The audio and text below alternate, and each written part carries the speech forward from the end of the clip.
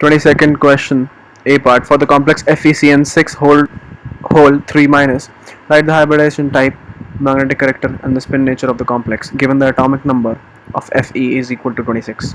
B part. Draw one of the geometrical isomers of the complex PtEn2Cl2 whole 2 plus, which is optically active.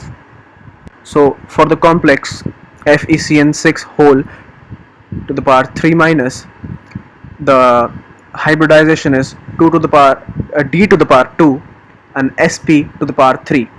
The magnetic character for this complex is paramagnetic. Spin nature of the complex is low spin. And here is given